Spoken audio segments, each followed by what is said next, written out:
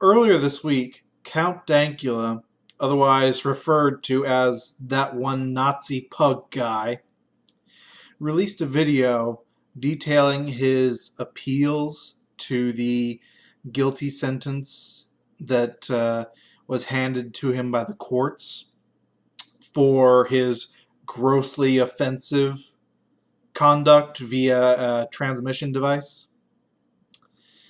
They were both rejected. It's not just that they were rejected, it's the manner in which they were rejected that scares me just beyond words, is absolutely unconscionable. And I think that this is something that should be known to the wider public. Now, a few months back, Dankula was found guilty of being grossly offensive, as I said. And he and his legal team have been trying to appeal that since.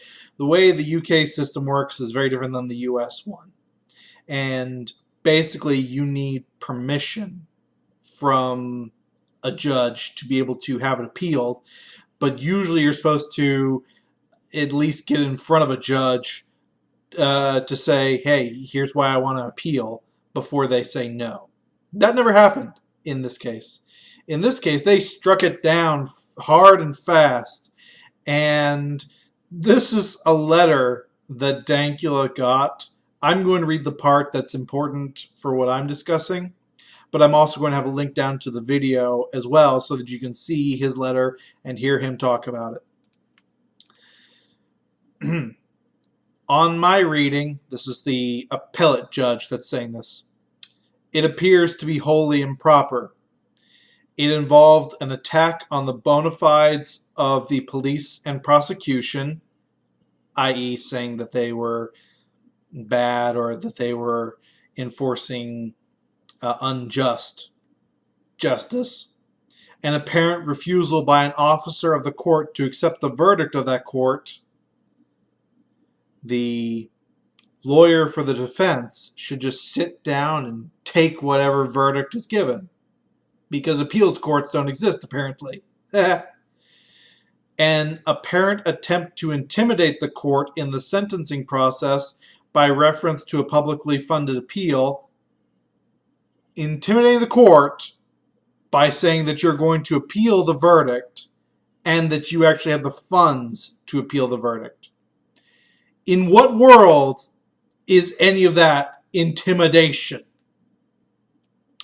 Expressions of personal views on the outcome by the solicitor whose professional duty was clearly confined to submissions in fact and law.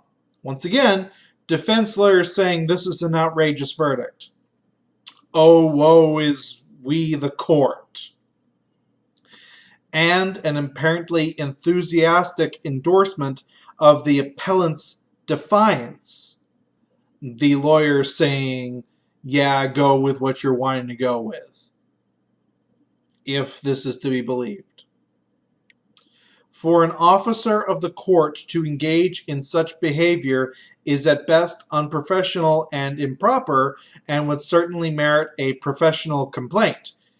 The defense lawyer defending the client is really, really wrong, and he should be punished for doing that.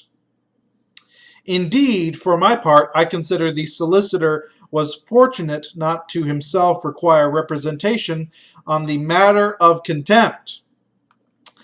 An appellate judge is saying to the defense lawyer that the defense lawyer should be lucky that he wasn't held in contempt, a legal thing that could end up getting him disbarred, ultimately, if they go far enough, for having the audacity of defending his fucking client!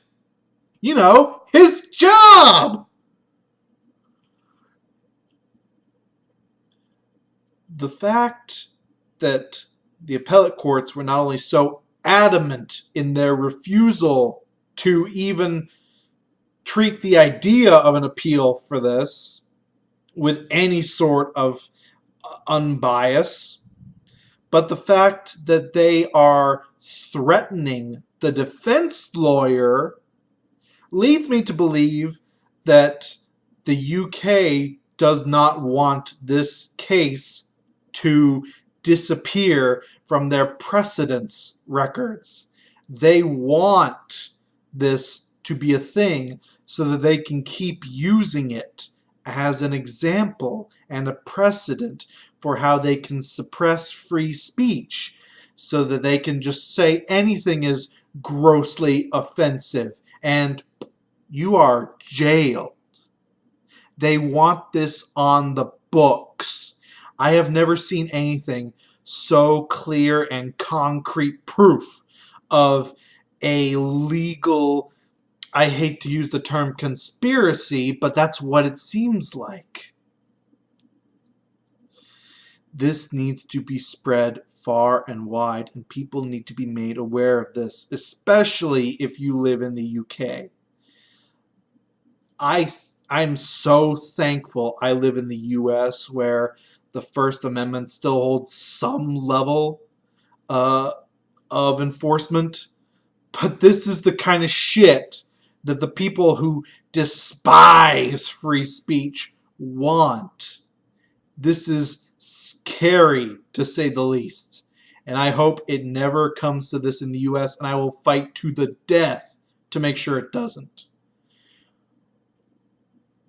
Good luck on Dankula fighting this to the bitter fucking end.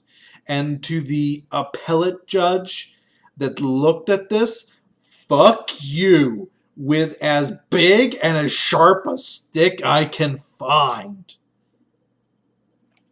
This has been Math Machine giving 2 big middle fingers to the Scottish Appeals Court. Peace out.